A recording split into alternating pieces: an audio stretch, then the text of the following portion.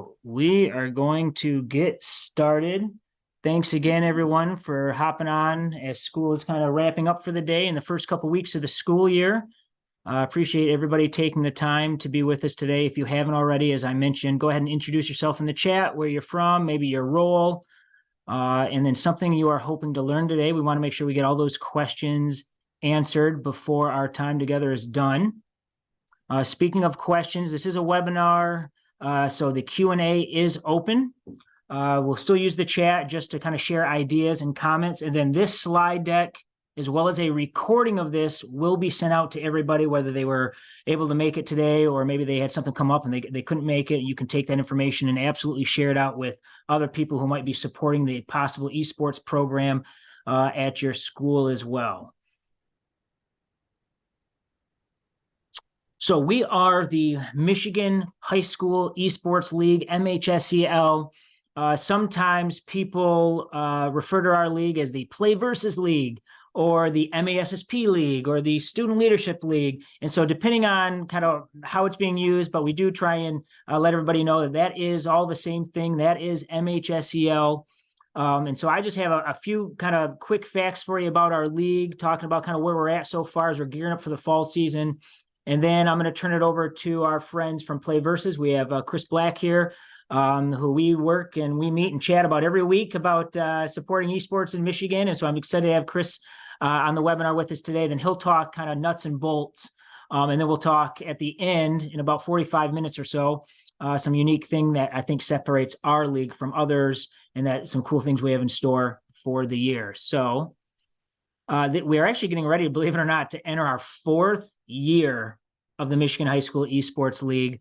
We were started in 2020 during actually the lockdown, remote instruction days. And the great thing about esports is, although we absolutely would like them to be together and play out of your computer lab or esports lab, whatever you have, you can actually still compete and do this remotely, which is what kids did in that first year because you don't need busing. You can do it virtually. So that was really cool.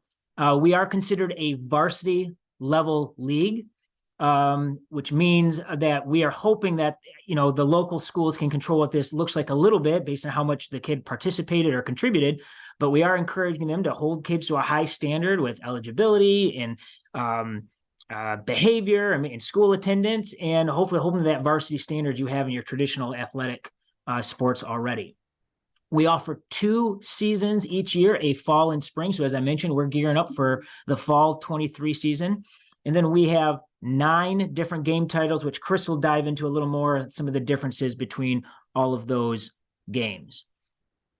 So with the help of actually an advisory board that we have, that it's made up of coaches from all different sections. We have from the state, we actually expanded this. We have about 12 different individuals who help kind of help guide our league with some of the policy and the direction, and they give us feedback. And so we came up with this mission statement to provide a safe, competitive, and curricular environment that allows student athletes the opportunity to build critical skill sets, explore career paths, and contribute, which I think is probably almost most importantly, to their school culture. Because as you will find out with esports, you're going to be able to engage a group of kids that traditionally have not participated, not just in traditional sports, but they don't do band maybe, they haven't done speech or art club, anything like that. And our vision is to be Michigan's elite high school esports league. We've had a ton of growth over the last 4 years. We actually set new records last spring with over 90 schools participating, almost 400 teams, and almost 1,400 students participating in the spring. And so we're expecting by springtime this year to break those records as well. You can kind of see our heat map there. We are expanding to northern Michigan, into the UP. Again, one of the great things is we can have a school from the UP play a team from Southeast Michigan, no busing needed, right? And so it's kind of a cool environment that we've established based on the setup. So if you are not familiar with esports at all, you're just associating it kind of with kids playing video games. I have a video for you that takes place from our spring championships this last April, which was held at Western Michigan University. I might talk a little bit during the video just to explain some things.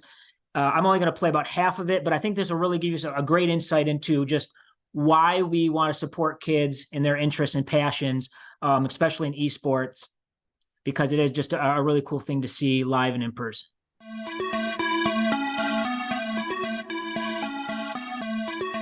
So this is actually at Western Michigan University's new esports arena. They kind of retrofitted their production theater to hosting their esports teams, games, and tournaments and competitions. So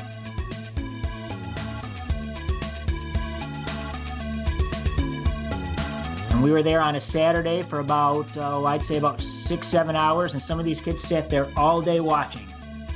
They wouldn't be caught dead at a football game, but they'll go and spend their Saturday watching esports for hours and hours.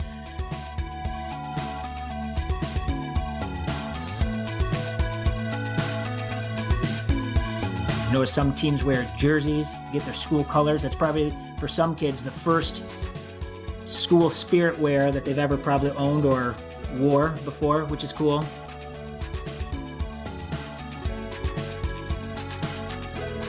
Western has these monitors set on the front of their station, so from the audience, spectators can watch the players' reaction as they are mid-game, which is kind of neat.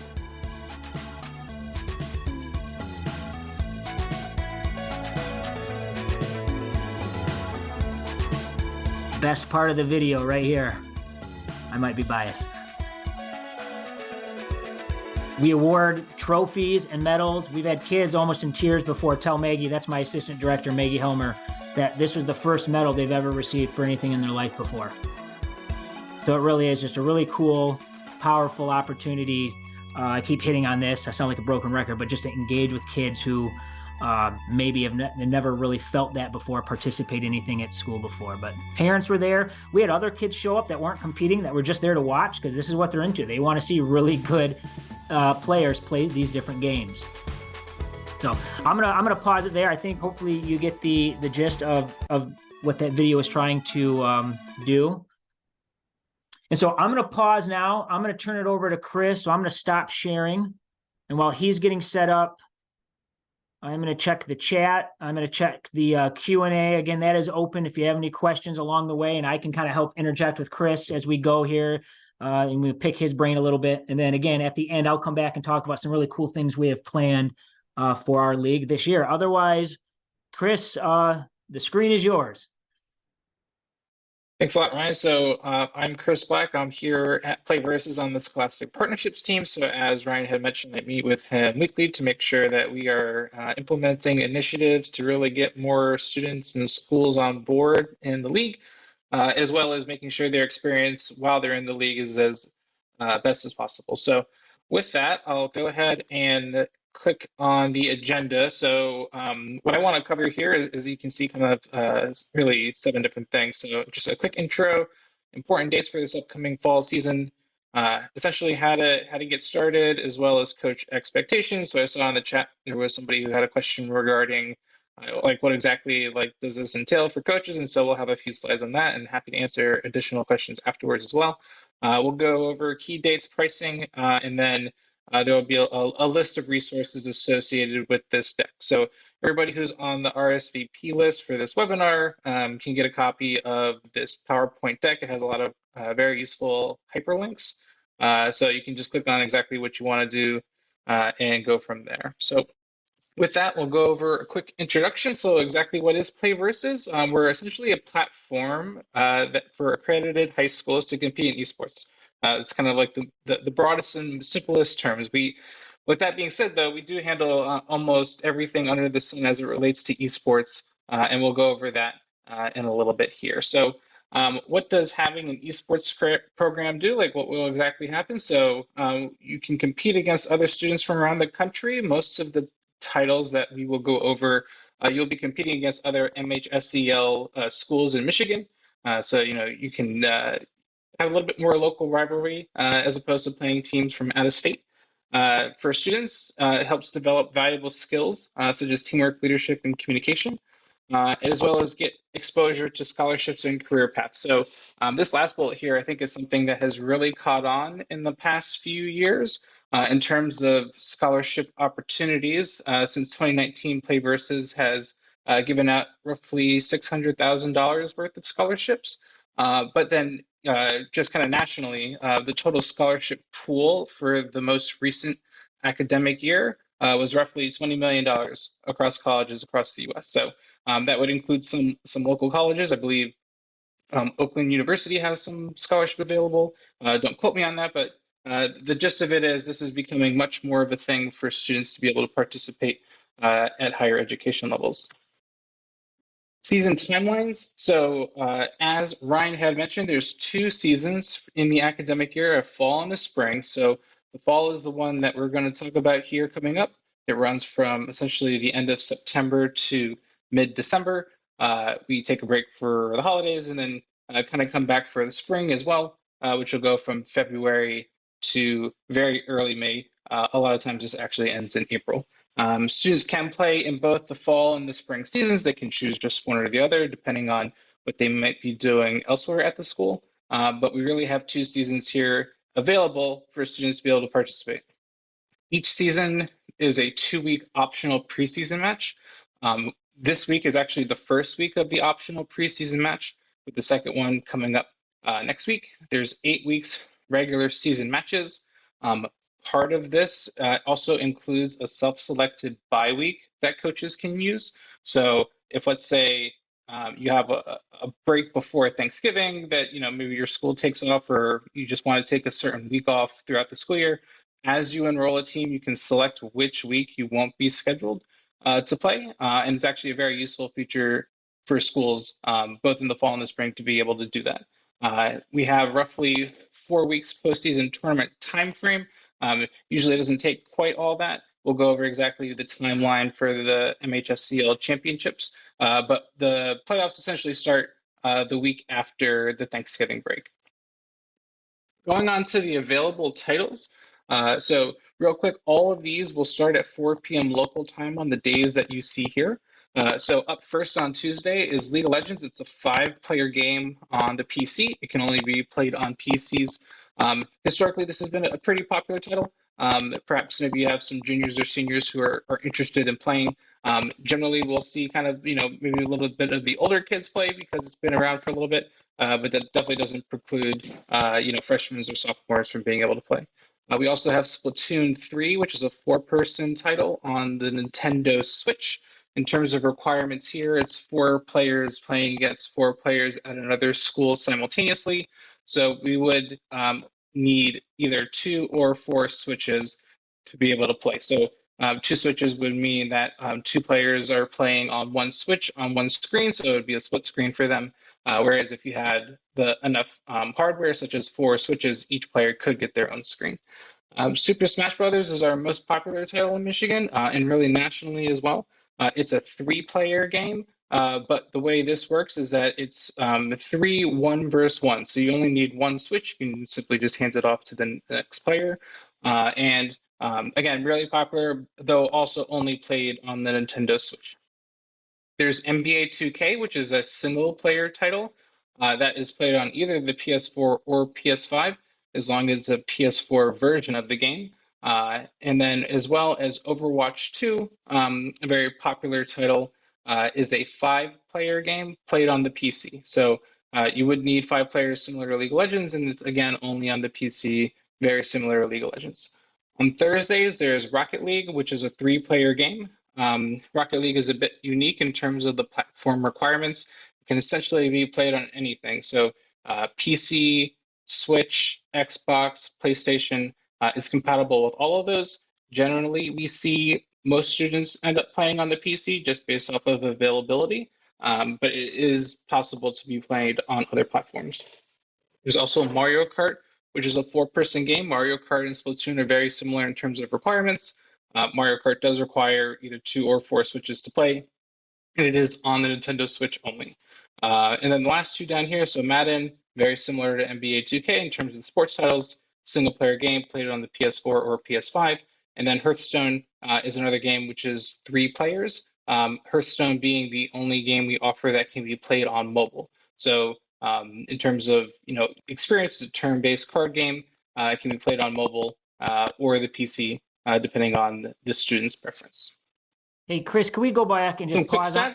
Can we go back and pause on that? I just want to. So I'm a former principal, by the way, so I know usually this is the spot where we have a few more questions pop up. So I want to just reiterate a couple things that Chris said. So number one, you're going to want to determine, what games your kids want to play, right? You don't want to force them into playing a certain game just because you have a certain type of equipment. You really want to let your kids drive which games. Your kids are playing all these games already, I can guarantee it. But just a matter of how many kids are going to be available and committed to showing up, on Wednesdays every week if they are really interested in Smash, right? So you might do an initial meeting with kids.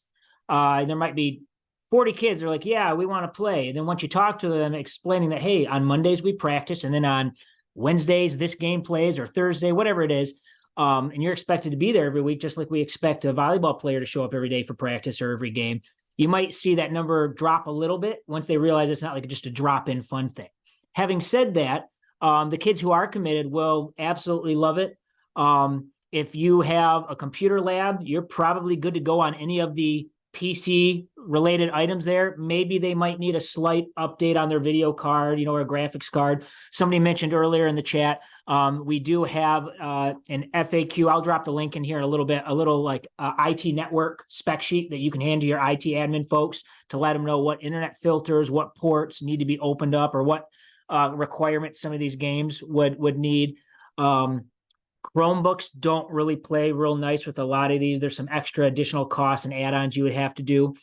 Consoles, you can go out and buy them. You can buy them used from a GameStop store. We have some schools that allow kids to bring their own device in. So BYOD, they check it in with their coach before school starts, and then they get to use it after school. So a lot of these kids own their own Nintendo Switch, right? Or they'll have their own PS4 that they're going to bring in. So there are different ways to make this work based on the capacity that you have. If you're starting small and you want to I'll do that and let kids bring in their own device. Then once you've had a group after a season or 2 seasons, whatever it is, and you want to allocate some resources into having a certain spot and upgrading equipment, absolutely. So you really can do this a lot of different ways, but these games are extremely popular. If you show this list to the kids that you're thinking about asking, you're going to see some excitement. And so, but I appreciate Chris did a really nice job just kind of breaking down the differences. So I'm going to check the Q&A. I don't see anything there.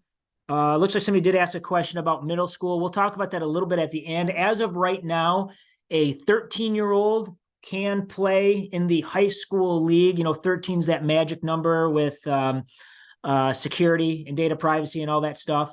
I know Play Versus is working on offering a middle school route here in the near future. But we can talk about that a little more at the end. So sorry to interrupt, Chris. I just wanted to highlight a couple of things there. No, absolutely. Feel free if there are any other slides that come up, because I have my chat closed. If we stop, I can happy to answer them there. So continuing on, so some quick stats about Play Versus in these things that are national. So there are over 16,000 schools who have registered on the platform. Since 2019, we've completed 117,000 matches, over 200 schools championed or crowned a champion. To kind of go back to Ryan's point about the story about the kid, and might be their first medal they've ever received. So 45% of the players on Play Versus, this is their first sport or activity. This is essentially their first extracurricular school-based thing that they've ever done. So this is really kind of getting a different type of student to be involved after school, and something that is, that's something that we're very proud of, but something that, we're hoping to just continue to get more students involved after school through esports, if that's what they like. There are over 603,000 total Play Versus users. And then in terms of customer satisfaction rating, this is essentially if you reach out to us for any sort of game day questions or anything else, it comes back as 95%. In addition to what, everything that we spoke about, what MHSEL has to offer, we also offer a Play Versus Unified League. So this would be if your school is a unified Special Olympics champion school, you would be able to play Mario Kart or Rocket League essentially at no cost. So this is something via our partnership with Special Olympics to essentially provide esports accessibility to students, who may qualify there to be able to play. So this video I have here is a little long. I would recommend that it's 4 minutes. I would recommend that you see a little bit of it afterwards. I'm not going to play it here, but it'll be available in the slide deck that you'll all get afterwards. So getting started. So exactly how does this all work? So the first step that you're going to do is you're simply just going to go to playversus.com and sign up. So a link to the website is in the deck, but it's pretty easy to sign up. Once you sign up as either a coach or an administrator, you can then essentially get your school on board just within the platform. It doesn't cost anything at that point to simply just get registered.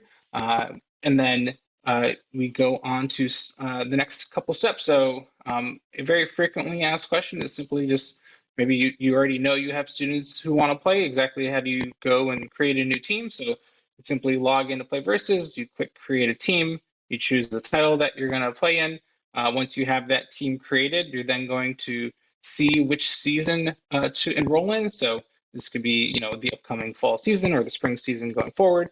And then you simply just click edit roster and add players. So just as on the previous slide, you would go to playversus.com to sign up. The students would also sign up as well.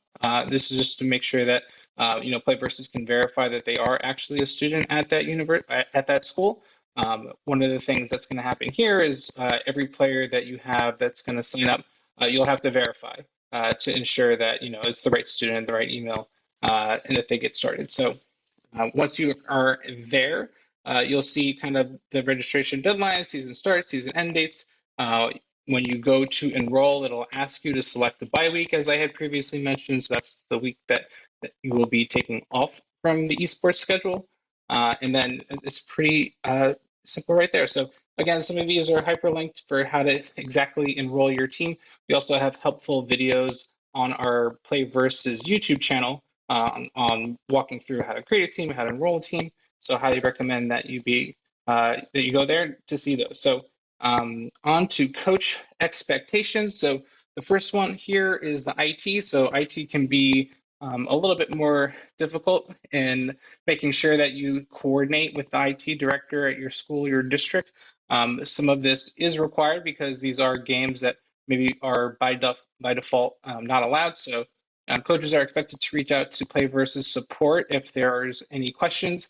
This is as simple as support@playversus.com. But also, once you're registered in the Play Versus platform, you'll be able to pretty quickly speak to somebody on our end. So we have a pretty large team of, live people to talk to. The average response time from an initial inquiry right now is about 5 minutes. So you can speak to somebody rather quickly to make sure that we can help guide you in terms of the directions for IT. So as Ryan had mentioned, there are different kind of IT handbooks about the ports that need to be open. A lot of that can also be found on the PlayVersus website as well. And we also have here important articles. I was gonna say, I dropped a link, Chris, in the chat about that network and IT specs. And I'll just say again, with my principal hat on, for those of you, two things. Bringing coffee or cookie to your IT admin, because you're going to kind of rock their world a little bit, asking them to open up these things that they spend their whole day locking down that they don't want kids to do, right? So hopefully you can get them on board and explain to them why, the purpose behind what we're trying to do. If your IT administrator can control the filters locally, that makes this a whole process so much easier. If your internet filter has to run through the local ISD or RESA at the county level, you do want to start those conversations earlier than later, because it does take some time, because you're just adding in a whole nother group of people that has to understand what you're trying to accomplish, and it takes a little longer. So just something to be mindful about. For sure. As well as in terms of important articles. So there's a rule book for every single game that we offer. And so if you're going to have certain teams and certain titles, I would just say, familiarize yourself with the rules and the protocols. One of the great things is that PlayVersus has recently implemented is kind of step-by-step within our platform when you're getting started. Let's say your very first game match, it's really kind of any match. There are step-by-step instructions for, now it's your turn to do this. Now it's the opponent's turn to do this. It's really easy to help get started for matches. It's called Play Versus Match Assistant. and it's really helpful to make sure that everybody's on the same page on how to get a match started. We'll also have game day protocol articles. So this is going to be, things that should happen that day. So it helps familiarize yourself with the product, with what needs to happen to make sure that it is a seamless experience for both yourself and the students. Continuing on with, what exactly do coaches need to do? So in terms of scheduling, the coaches don't have to do any scheduling. That's all handled by PlayVersus. But what we would ask is, if let's say you can't make a certain date and would like to reschedule, like that is an option within the PlayVersus platform. So you can reach out to the other coach at the your opponent coming up, let's say in next week's time, ask for a reschedule. They're not 100% obliged to reschedule if they can't make it, but oftentimes we do see teams, working together to make sure that they can be able to play that week. And so it's another helpful feature that is available. In terms of rosters and subs, we do ask that you just make sure that, the roster is the team that is competing that week. We do allow players to be on the bench. If let's say you have a Rocket League team of 3, but 4 or 5 students who participate as part of that team, you can sub them in kind of on a schedule that works for you. You can just do it based off of availability. If let's say the second player couldn't make it today, there would be somebody else to fill in their place. We also have a check-in feature. So the check-in feature allows a coach to say, to the other opponent coach that they are simply ready to go. This is not 100% required, but it is very helpful just to make sure that everybody is on the same page. We also have a coach-to-coach chat within the PlayVersus product. So if you have any sort of questions or want to coordinate with who you're going to be playing, for the upcoming match, that is available within the PlayVersus platform. In terms of attendance, I would say coaches are required to be available during their team's matches. So PlayVersus doesn't have any specific requirements about being present with the team, but we do ask that a coach be present and available during the match time, because we need to make sure that if there's any issues, that somebody reaching out to the PlayVersus support team is a coach who can be able to have certain permissions to move things around as necessary.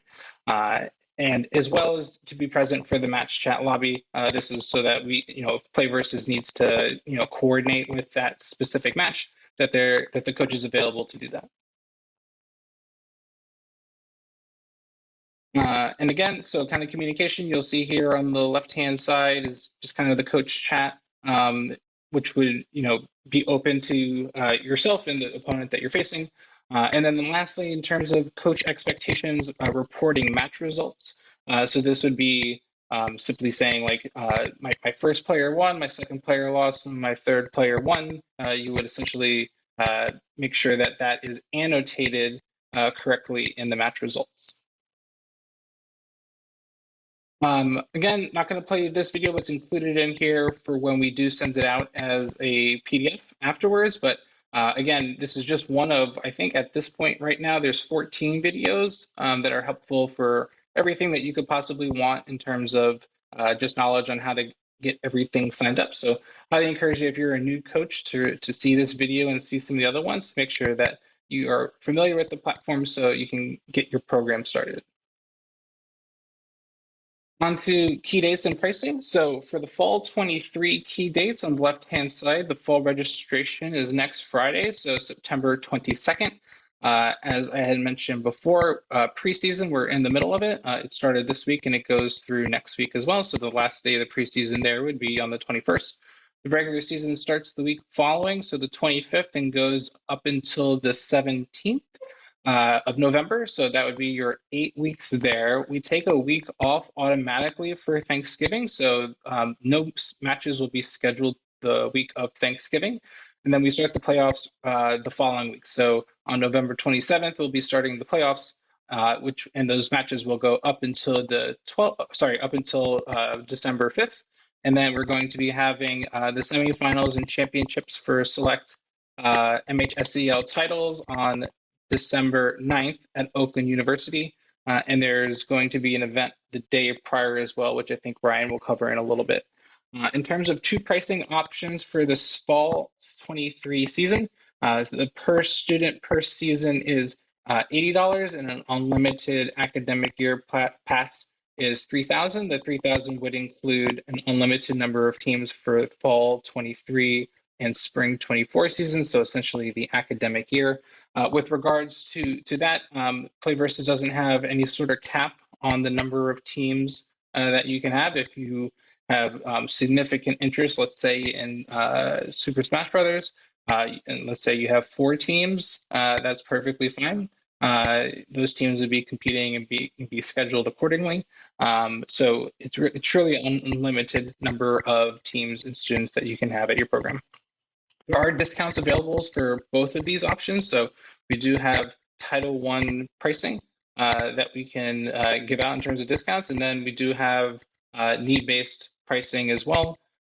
So if you think you qualify for either of these discounts, we have some links for the folks to speak to in the deck as well. But reach out to PlayVersus. We can get a call set up to make sure that everything is going to go well for the fall season and signups.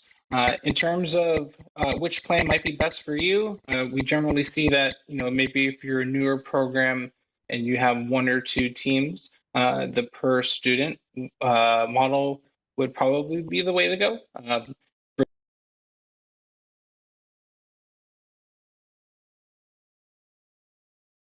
Program, the longer your school has a program, and so future academic years, maybe even this one, that option would be the most economical one. And that is it for the PlayVersus portion of the deck. As I had mentioned, this will be going out to everybody on the RSVP list so that you have a copy. If you are returning school, you can reach out to Mike Buck at playversus.com. New schools, you can reach out to Patricia Vargas at playversus.com. And then the setup a meeting words at the bottom is actually a hyperlink to schedule a meeting with either of them. So if you're interested to speak even further and speak specific to your school, please set up a meeting as soon as possible, obviously with the registration deadline around the corner. That way we can get in touch and make sure that if fall 23 is something that you're interested in doing, that we can get you signed up in time. And with that, there are also some at the very end resources available. So these are just kind of good links to use in terms of different contacts, different types of resources that are on our website, but included in this deck so that they are all in one place if you have any questions. And with that, there might be questions for me specifically. I think we can either answer some of them now or at the end. Up to you, Ryan. Doesn't look like there is at the moment. So we'll, Okay. I'm going to switch back to my slide Yep. deck now. So thank you, Chris. All right. Yeah, we can see my screen. Okay, so just want to talk for a moment a little bit again about our league and what I think makes us unique. Number one is we really are trying to add additional opportunities for kids to compete, for kids to get together with peers that they know that who they are online, but maybe they've never had a chance to meet with them in person before. And so we're trying to do more regional tournaments and just kind of fun in addition to events. They have no bearing on our league. It doesn't impact your league standing or points. I kind of equate it to, my daughter does high school volleyball. And so she's in a league, but on Saturdays, they go and compete in quads and invitationals just for additional experience and for fun, right? So we work with the Detroit Pistons GT, which is their professional gaming team. Divine Child has hosted a tournament for us before. We're getting ready to do one next weekend at Blockhouse in Elma. We've worked with the Grand Rapids Griffins and Grand Valley State University, Oakland, Western, Eastern, Concordia, all of the different colleges. They're always great partners for us to work with and plan events with. Couple of new things and a returning thing. The first thing up that's going to be happening, we're getting ready to announce it in the next couple of days, but it's going to be the first ever Shoutcaster Showdown, which is a student competition where kids are going to have the opportunity to shoutcast or do kind of what's considered play-by-play or color commentary to video games. And the winners of those will win some scholarship awards, as well as some other goodies, and then they'll be invited to call our championship games in December. So the first round entries are going to be due in October, and those are like virtual submissions. And then the best of the best will be invited to Ferris State, where they have a brand new esports complex that was just built on Saturday, November 18th. So be on the lookout for that information. And then, as we mentioned earlier, we're going to be doing for the second time the Explore Esports Conference, which will be once again at Oakland University on Friday, December 8th. So whether you are already doing esports or you're brand new to it or you're thinking about getting started, it's a cool opportunity to learn from the college coaches, directors, collegiate student athletes, other high school programs that have been doing this for a while, and pros, just to really learn. We focus on all of the college and career opportunities associated with esports. Following that, on Saturday will be our championships as well. Otherwise, throughout the year, we do new coach webinars. We do virtual strategy sessions on Twitch for our players. We have an intern program for our college athletes and much, much more. So a lot of cool things going on. I'm going to check. Oh, there you go. Yep. Thanks for answering that, Chris. Yep. We will send out a copy of this. We also worked with Michigan Virtual on creating a free intro to esports course. You get 2 sketchies for completing this course. So if you have some teachers that are interested in this maybe or want to learn more, I would suggest that you send them that link that's listed there. And that, again, that is a free course that they can take as part of the Michigan Virtual Professional Learning Portal.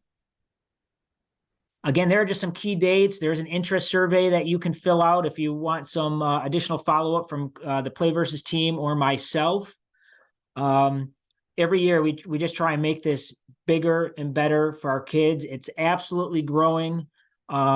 It's exciting to see where we're going to be at with esports in 5 years from now. It's not a matter of, if it's going to blow up. It's a matter of really when. There's going to be a day where I imagine most high schools have an esports program in a high school esports team that is competing.